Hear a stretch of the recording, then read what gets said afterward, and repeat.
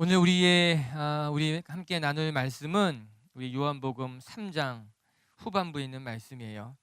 우리는 오늘 대림절 네 번째 주일을 보내고 있습니다. 대림절은 대강절 혹은 강림절 이렇게 부르는 절기인데, 한자로 보면 대림절의 대자가 기다릴 대자이에요. 임자가 대림절의 림자가 이말 림자인 거예요. 즉 아기 예수님의 오심을 기다리는 날이 대림절인 것입니다. 그래서 교회는 성탄절로부터 4주 전부터 대림절이다 이야기해서 4번의 대림절 예배를 드립니다. 전통적으로 대림절 때는 매 주마다 촛불을 하나씩 켜가면서 예배를 시작했어요. 대림절 첫 번째 주일에는 촛불을 켜는데 어떤 초였는가, 기다림과 소망의 촛불을 켰어요. 아기 예수님의 탄생을 기다리며 소망하는 마음으로 초를 밝히고 예배를 드린 것이지요. 대림절 두 번째 주에는 회개와 평화의 촛불을 켰어요. 예수님을 맞이하기 전에 먼저 우리가 회개하며 준비하자 하는 마음으로 회개와 평화의 촛불을 켜는 것이에요. 대림절 세 번째 주에는 사랑과 나눔, 기쁨의 촛불을 킵니다. 이는 예수 그리스도를 맞이하며 우리가 사랑하는 것, 또 우리가 나누는 것, 그것이 우리에게는 기쁨이 됩니다 하는 마음으로 이제 초를 밝히는 것이었죠. 그리고 네 번째 주, 오늘처럼 넷째 주에는 만남과 화해의 촛불을 밝혔다고 합니다. 즉 예수 그리스도를 만나는 것, 또 예수 그리스도와 하나 되는 것, 그것을 기대하며 초를 밝히고 예배를 드린 것이에요. 이처럼 대림절은 예수님을 기다리는 날이에요. 또 예수님의 오심을 준비하는 절기인 것이죠. 하나님께서 저와 여러분을 살리시기 위해서 아기 예수님을 보내실 때에 그냥 맞이하는 것이 아니라 우리가 준비하며 기다린다라고 하는 겁니다. 우리의 마음을 비우고 우리의 삶을 정돈하고 예수님을 맞이하는 절기가 대림절이라고 하는 거예요. 여러분, 우리가 잘 기다릴수록, 잘 준비할수록 만남의 기쁨은 배가 되는 법이에요. 또한 소중한 만남일수록 우리가 잘 준비하는 것이 아닌가, 또 그런 생각도 하게 되고요.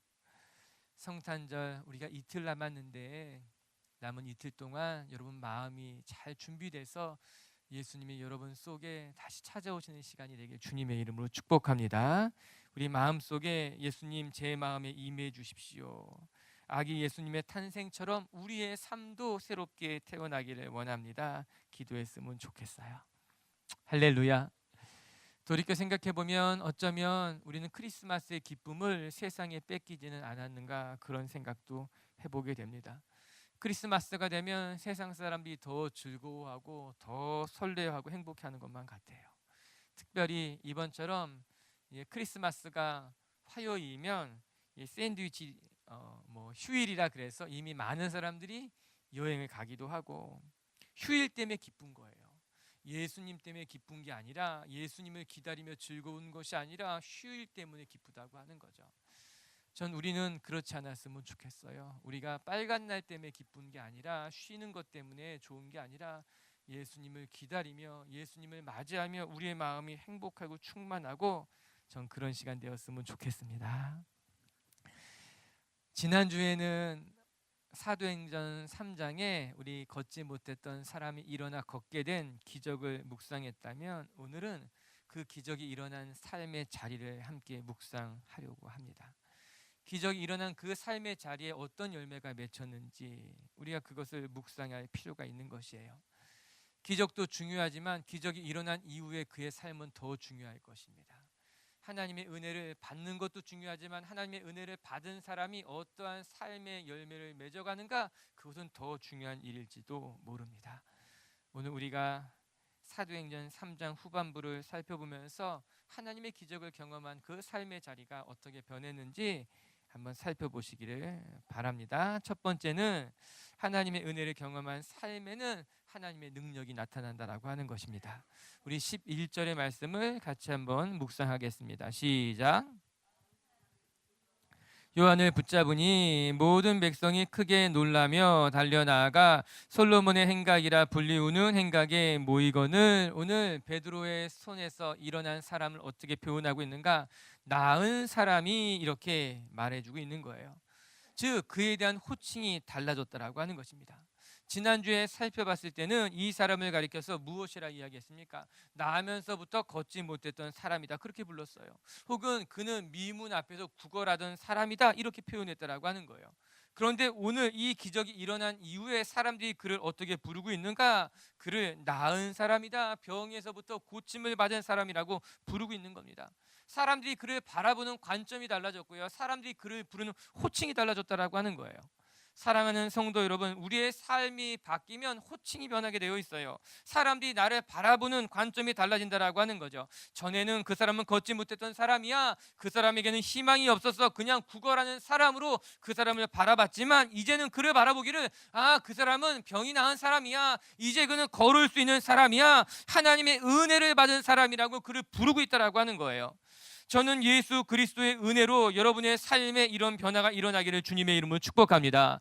남들이 우리를 바라보면서 쯔쯔 저 사람 불쌍한 사람이야 부르는 것이 아니에요. 남들이 우리를 바라보면서 그 사람 희망이 없는 사람이야, 그 사람 불쌍한 사람이야, 아무것도 할 수 없는 사람이야, 그렇게 말하는 것이 아니라, 저 사람 옛날에는 아픈 사람이었을지 모르지만 이제는 그렇지 않아, 저 사람 과거에는 병든 사람이었을지 모르지만, 큰 어려움이 겪었던 사람일지 모르지만, 이제 그 사람을 보니 하나님의 은혜가 보이고 하나님께서 은혜를 베푼 사람이고 다시 그 사람에게 희망이 보이는 사람이야 라고, 그렇게 사람들이 여러분을 바라보고 부를 수 있게 되길 바랍니다. 저는 기적의 참 열매는요, 기적 자체에 있는 것이 아니라 기적을 경험한 삶의 자리에 다시 맺어진다고 믿습니다. 기적의 목적은요, 그 기적 자체에 있지 않아요. 하나님은 우리에게 기적을 베푸시는 것으로 말미암아 그 기적의 자리, 삶의 자리에서 또 다른 변화가 일어나기를 원한다라고 하는 거예요. 평생 걷지 못했던 사람들이 걷게 된 것, 그것도 기적이지만, 놀라운 축복이지만, 그것만 의미가 있지 않다라고 하는 거예요. 하나님은 그 사람을 일으켜 세우셔서 그의 삶의 자리에서 하나님의 복을 누리기를 원하셨다라고 하는 거예요. 병으로 말미암아 고통받는 그를 일으켜 세우셔서 병을 고쳐주실 뿐만 아니라 그의 삶에도 변화가 일어나기를 원하셨다라고 하는 것이에요.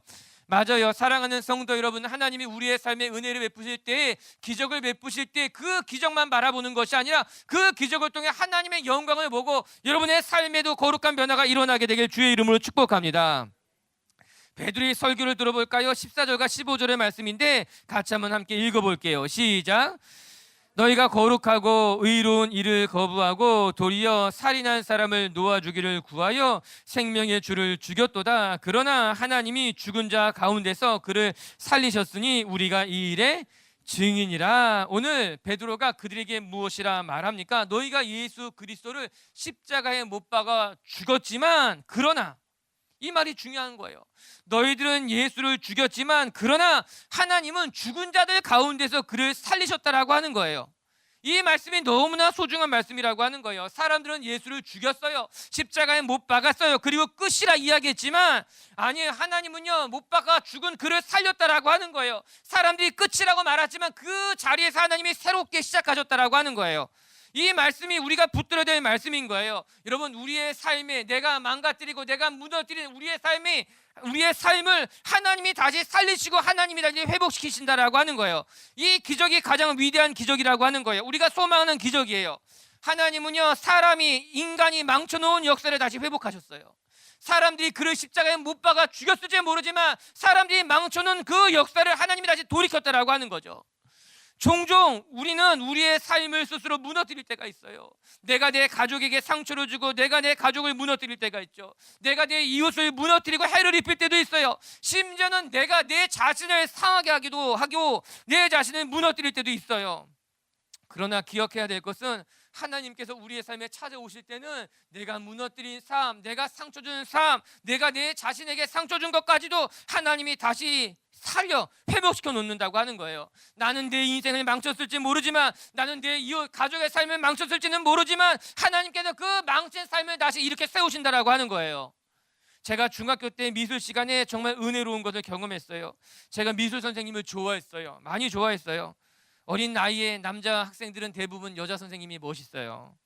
미술 시간에 그림을 그리는데 제가 그림을 망쳤어요. 물론 저야 그렇게 망쳤다고 생각 안 하는데 선생님이 그림 망쳤다 생각하시면서 제 붓을 잡아서 그리기 시작하셨어요. 아마 정물화를 그리는 시간이었던 것 같은데 선생님이 몇 개 쓱쓱쓱쓱 그렸는데 이게 내 그림 같지 않게 그림이 변한 거였어요. 깜짝 놀랐지요. 그리고 선생님이 다시 저에게 붓을 주시면서 이야기하셨어요. 다시 한번 그려봐라. 물론 제가 그리니까 또 똑같아졌어요. 선생님이 너무 멋있게 보이는 거예요. 그냥 그때는 멋있다고만 생각했는데 지금 돌이켜 생각해 보니 하나님의 손이 이런 것이구나, 그런 생각이 들더라고요. 우리가 망쳐놓은 그림이라 할지라도, 우리가 망쳐놓은 인생이라 할지라도 하나님이 다시 그리기 시작하면 그 망친 인생이 살아난다라고 하는 거예요. 저는 집에서 다리미질 할 때마다 은혜를 받아요.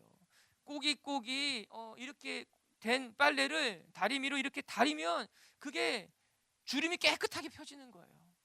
아무리 이렇게 주름이 잡힌 옷이랄지라도 힘을 줘서 몇 번만 이렇게 다리게 되면은 그게 깨끗하게 펴지는 것을 보면서 하나님께서 우리 인생을 이렇게 펴시는구나. 내 인생에 상처난 것들, 내 인생에 구겨진 것들을 하나님이 지나간 자리마다 깨끗하게 펴지는구나 생각할 때마다 은혜가 되더라고요. 맞는 거예요. 오늘 말씀 들여다보시기 바랍니다. 너희가 예수를 십자가에 못 박아 죽었지만 그러나 하나님이 죽은 자들 가운데서 그를 살리셔내었다고 이야기하고 있는 거예요. 맞아요. 우리의 삶에 하나님의 기적, 은혜는 이렇게 임하는 거예요. 우리의 삶, 내가 무너뜨리고 내가 망쳐놨을지 모르지만 하나님께서 오셔서 우리의 삶을 새롭게 만드시고 우리의 삶을 새롭게 회복하시고 새로운 길을 여시는 것이 우리 하나님이라고 하는 거예요. 성탄을 준비하는 오늘, 전 여러분의 삶에 하나님이 다시 찾아오셔서 여러분의 삶을 새롭게 만드시고 여러분의 삶에 놀라운 일들을 이뤄가시기를 주님의 이름으로 축복합니다.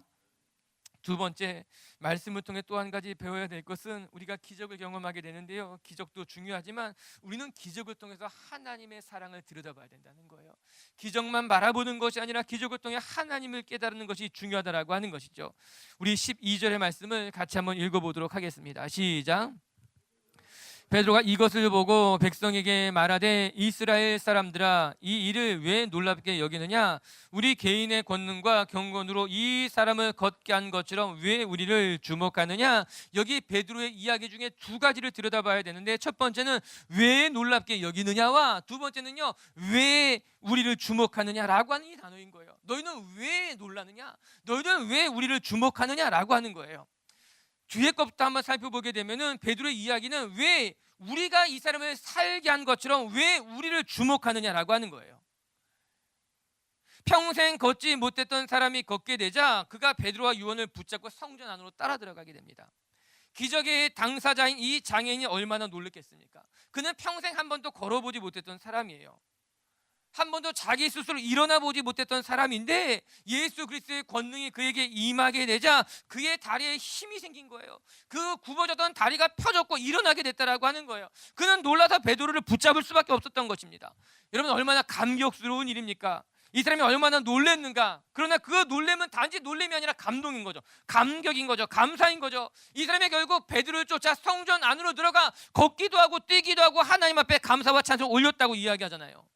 그런데 놀라운 것은요, 이 사람만 놀란 것이 아니라 그를 바라보던 주변의 모든 사람들이 놀랬다고 이야기합니다. 오늘 말씀에 이런 것 같이 그를 바라본 많은 사람들이 솔로몬 행각에 모이기 시작했다라고 하는 거예요. 이 사람이 걷지 못했던 사람인데, 이 사람이 구걸하던 사람인데 그가 일어난 것을 바라보고 소문은 삽시간에 퍼졌어요. 사람들이 말에 귀를 이어서 솔로몬 행각에 다 모여서 그를 바라보기 시작했다라고 하는 것이에요. 놀란 거죠. 사람들은 흥분했고 모이기 시작했고 수군거렸다라고 하는 거예요. 아마 지금도 이런 기적이 일어나면 수없이 많은 사람들이 찾아올 겁니다. 개척할 때 제 친구가 웃으면서 그랬어요. 야, 병자 한 명만 살려라. 그러면은 교회 부흥은 그냥 순식간에 일어난다는 거예요. 아직 그런 일은 없어요. 그게 중요하지 않죠. 더 중요한 것이 있어요. 우리의 삶에 기적이 일어날 때 우리가 조심해야 되는 거예요. 우리의 삶에 예상하지 못한 축복이 흘러오게 될 때 우리가 더 깨어 있어야 되는 거예요. 왜냐하면 기적을 경험할 때 우리가 넘어질 수 있거든요. 우리의 삶에 축복이, 은혜가 임할 때 우리가 시험에 빠질 수 있는 것이거든요. 그러나 베드로는요, 깨어 있었어요. 베드로는 무엇이라 말하는가? 왜 우리를 주목하느냐? 왜 나를 주목하느냐? 우리가 지난주에 묵상한 것 같이 기적은 예수 그리스도의 이름으로 일어났지만 장애인의 손을 이렇게 세운 것은 베드로였기 때문에 사람들이 베드로를 주목하기 시작했다라고 하는 거죠. 하지만 베드로는요, 깨어 있었어요. 바로 그 시간 그는 정신을 바짝 차리고 이야기합니다. 우리 개인의 권능으로 이 사람을 걷게 한 것이 아닌데 왜 우리를 주목하느냐? 이 말씀이 중요한 거예요. 기적이 일어날 때 기적은 우리의 마음을 빼앗기도 할 것입니다. 기적이 일어날 때 기적은 우리의 눈을 사로잡기도 할 것입니다. 그래도 종종 기적으로 말미암아 하나님의 영광이 가려질 때가 있어요. 하나님이 행하신 일임에도 불구하고 하나님이 보이지 않을 때가 있어요. 하나님께서 역사하셨지만 사람이 드러날 때가 있다라고 하는 거예요.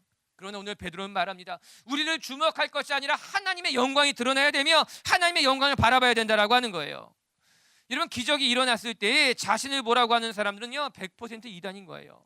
이단을 구별하는 방법은 기적이 일어날 때 누구를 뭐라고 하느냐 들여다보면 아는 거예요. 이단들도 천사의 광명한 모습으로 사람을 속이기도 한다고 성경에 기록되어져 있잖아요. 그들에게도 기적이 일어나기도 하여 그들도 사람을 돕는 것만 같아요. 그러나 이단은 좋은 일이 일어나면 결국 자기를 바라보라고 하는 것이죠. 내가 한 일이라고 자기가 영광을 얻으려고 하는 거예요. 이단이 아니더라도 자칫 잘못하면 우리도 이런 실수를 하게 됩니다. 마치 이단처럼 살아가게 되는 거예요. 그러나 하나님의 사람들은 기적이 일어난 후에 그 기적을 통해서 하나님의 영광이 드러나기를 원하는 것이죠. 기적의 참된 열매가 무엇인가? 하나님이 드러나는 것이 기적의 참된 열매라고 하는 것이에요. 오늘 말씀처럼 너희는 왜 나를 주목하느냐? 기적을 바라보지 말고 하나님을 바라보며 이 기적을 행하신 하나님을 찬송하라고 하는 것, 사랑하는 미치교회 성도 여러분, 여러분의 삶에 하나님의 응답이 임하고 하나님의 능력이 나타날 때 그 기적의 자리에서 하나님의 영광을 볼 수 있는 주의 백성이 되길 주님의 이름으로 축복합니다. 이 하나님의 기적이 또 어떤 것인가? 또 한 가지 중요한 것은 이 하나님의 기적은 자연스럽게 일어난다. 오늘 우리 12절에 보면 첫 번째는 왜 우리를 주목하냐 그랬죠. 두 번째는요, 왜 놀랍게 여기느냐 그렇게 이야기하고 있는 것이에요. 베드로는 이 기적이 놀라운 일이 아니라고 이야기합니다. 사람들은 그 기적을 바라보고 놀랐을지 모르지만 베드로에게 있어서 예수님의 이름으로 일어나는 기적은 자연스러운 일이었어요. 그렇기 때문에 왜 놀라느냐 이야기하며 사람들의 마음을 이끌어가고 있다는 겁니다. 맞아요. 기도하는 사람에게 하나님의 응답은 자연스러운 일이에요. 하나님을 신뢰하고 하나님을 믿는 이에게 하나님의 역사는 당연하게 일어나는 일이라고 하는 거예요. 하나님의 사랑을 직접 체험한 사람에게 있어서도 하나님은 살아계신 분인 거예요. 하나님을 바라볼 때 하나님이 함께 하신다라고 하는 것이에요. 그러나 기도하지 않는 사람에게 기적은 정말 놀라운 일일 수 있어요. 하나님을 믿지 않는 자들에게, 하나님을 바라보지 않는 자에게 기적은 충격적인 일일 수 있다라고 하는 거예요. 그러나 여기 하나님을 믿고 하나님을 의지하는 자에게는 하나님의 기적은, 은혜는, 응답은 하나님의 축복을 누리는 사람들에게는 자연스러운 당연한 일이라고 하는 거예요. 여러분에게 묻고 싶어요. 여러분은 하나님의 축복을 누리며 살아갑니까? 하나님의 자녀로서 하나님 자녀의 특권을 누리며 살아가고 있습니까? 오늘도 여러분이 기도할 때 하나님이 주시는 응답이, 은혜가, 기적이 여러분의 삶에 일어나서 여러분이 하나님의 자녀임을 깨닫고 하나님을 바라볼 수 있게 되길 주의 이름으로 축복합니다. 베드로처럼 놀라지 않아야 되는 거예요. 아니, 예수님도 동일하게 말씀했어요. 마가복음 16장에 보면요, 이런 말씀이 나와요. 자막을 통해 한번 같이 읽어볼게요. 시작. 이런 표적이 따르리니 곧 그들이 내 이름으로 귀신을 쫓아내며 새 방언을 말하며 뱀을 집어 올리며 무슨 독을 마실지라도 해를 받지 아니하며 병든 사람에게 손을 얹은즉 나으리라 하시더라. 이 말씀 가운데 우리의 눈에 주목하게 되는 것은 어떤 말씀이에요? 귀신이 쫓아났다는 거요? 새 방언을 말하게 됐다는 것이에요?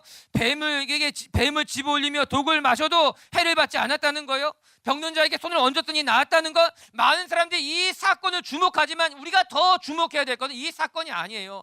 믿는 자들에게 이런 능력이 나타난다는 거예요. 우리가 예수 그리스도의 이름을 부르짖는다면, 우리가 예수 그리스도를 믿는다면 이런 열매들은 자연스럽게 뒤따라오는 일이라고 하는 것이에요. 사랑하는 미체교회 성도 여러분, 오늘 베드로의 설교처럼 왜 이를 놀랍게 여기느냐? 여러분들이 하나님의 응답을, 하나님이 여러분의 삶에 나타나셨을 때 놀라지 아니하며 하나님을 만날 수 있는 그런 기대감, 믿음의 삶, 기적을 경험하는 일들이 일어나게 되길 주님의 이름으로 축복합니다. 우리 16절의 말씀 한번 같이 읽어볼까요? 16절의 말씀 시작. 그 이름을 믿음으로 그 이름이 너희가 보고 아는 이 사람을 성하게 하였나니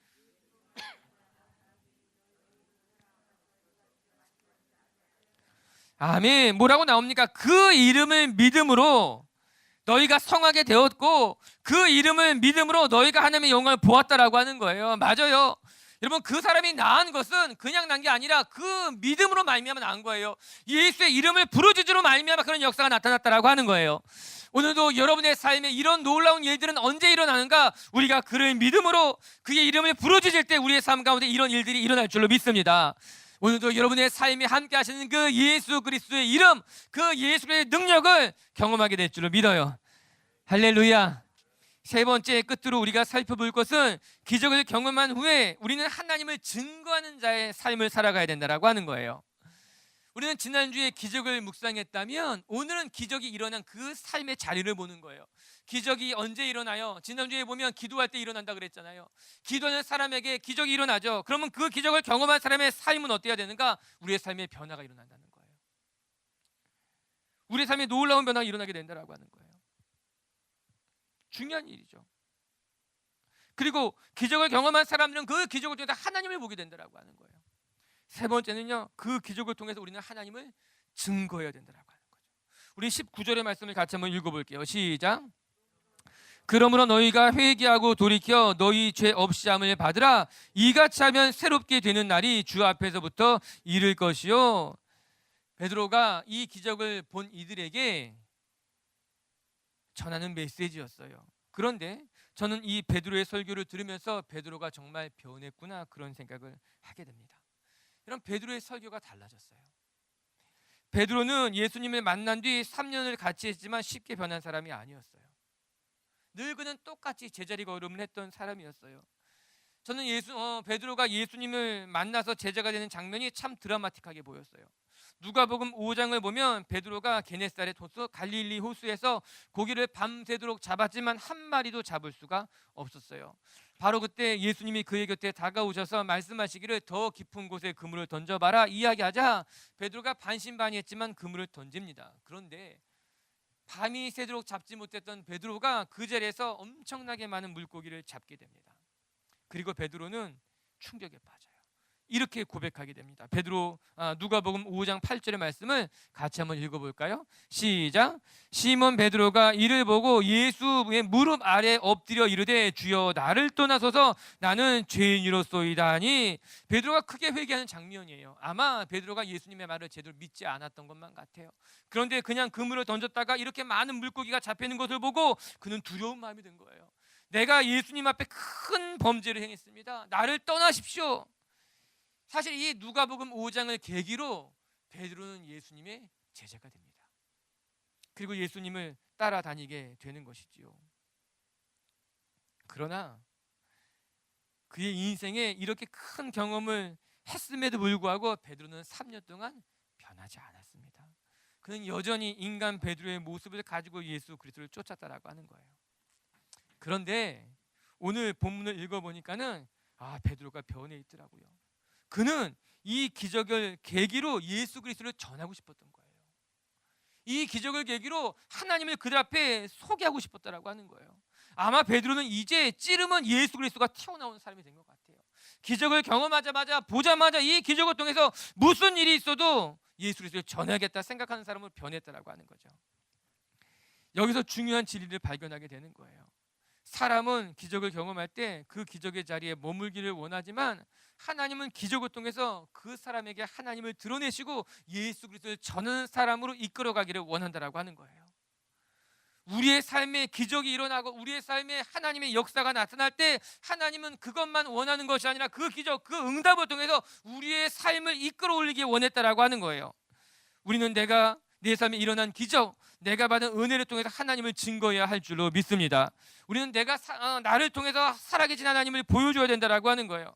아니 어떻게든 내 삶에 나타난 기적만이라도 하나님 앞에 드리는 것이 맞다라고 하는 것이에요. 사랑하는 미치교회 성도 여러분, 여러분의 삶에 하나님의 은혜가 있을 때, 하나님이 응답하실 때 그것을 통해 오히려 하나님의 영광을 드러내고 예수 그리스도를 전하는 분들이 되기를 주님의 이름으로 축복합니다. 우리가 요즘 새벽마다 묵상하는 것이 우리 히스기야이잖아요. 우리 새벽에 계속 역대하를 보면서 히스기야를 묵상하는데 지난 한 주간 동안 히스기야를 묵상하면서 제가 많은 생각을 하게 된 거예요. 여러분, 히스기야는 남유다의 13번째 왕으로서 무려 29년이라는 시간 동안 남유다를 다스렸습니다. 그는 정말 많은 은혜를 겪었던 사람이에요. 많은 일들이 있었어요. 그 가운데 눈에 띄는 것이 그가 중병에 걸려 죽게 되었는데 하나님 앞에 간청하여서 하나님이 그의 생명을 연장시켜 줍니다. 무려 15년이라는 시간 동안 그가 더 살게 되는 기적적인 사건을 경험한 사람이 이 히스기야였어요. 매우 특별한 은혜를 받은 것이지요. 그런데 안타까운 것은 그렇게 15년 연장된 그의 삶 속에 선한 열매가 하나도 맺혀지지 않았다라고 하는 거예요. 오히려 이 15년 동안 그는 하나님 앞에 부끄러운 일들을 많이 행했다라고 하는 거죠. 이게 너무 안타까운 거예요. 그가 생명 연장을 받기 전에는 오히려 종교 개혁을 하고 산당을 부수고 아수르를 무찌르며 하나님의 사명을 잘 감당했지만 이 15년 생명 연장을 받고 난 이후에 오히려 부끄러운 삶을 살아갔더라고요. 생각해 보는 거예요. 그의 삶을 묵상하면서 그의 생명이 연장된 것이 그에게는 축복이었을까? 그에게 득이 된 것일까? 실이 된 것일까? 생각해 보게 된 것이지요. 맞아요. 우리의 삶에 하나님의 큰 은혜를 경험하고 난 다음에 오히려 넘어지고 오히려 그 기적으로 말미암아 우리의 삶이 실수할 때가 있을 수 있는 거예요. 그래서 중요한 것은 기적이 아니라 기적을 경험하고 난 이후에 우리가 어떤 삶을 사는가가 더 중요하다라고 하는 것이죠. 우리가 하나님 앞에 열심히 기도하는 것도 중요하지만 그래서 응답을 받고 난 이후에 우리가 어떻게 기도의 응답을 지켜가는가는 더 중요한 일이라고 하는 거예요. 오늘 여러분의 삶에 하나님의 은혜를 베푸실 때 그 은혜를 잘 지켜나가고 그 은혜를 통해 그리스도를 증거할 수 있는 분이 되기를 주님의 이름으로 축복합니다. 말씀을 정리합시다. 오늘 우리는 이 기적의 현장을 들여다보며 기적을 경험한 사람이 어떠한 삶을 살아야 하는가를 함께 살펴보았습니다. 기적도 중요하지만 전 여러분 기적을 통해 여러분의 삶이 변하게 되기를 주님의 이름으로 축복합니다. 두 번째, 우리의 삶에 기적이 일어날 때 우리 기적만 바라보는 것이 아니라 기적을 베푸신 하나님을 바라보십시다. 우리를 사랑하셔서 우리에게 은혜 베푸신 주님을 바라볼 줄 아는 눈이 열려야 될 것이에요. 그리고 세 번째, 우리가 기적을 경험한다면 그 기적을 통해 하나님을 드러내야 될 것입니다. 어떤 사람은 기적을 통해 자기를 드러내요. 하나님이 주신 축복을 통해 자기를 드러내지만 오늘 베드로는 기적을 통해 복음을 전한 것 같이 저와 여러분도 그런 삶 살기를 예수님의 이름으로 축복합니다. 찬양 하나 같이 하고 기도합시다.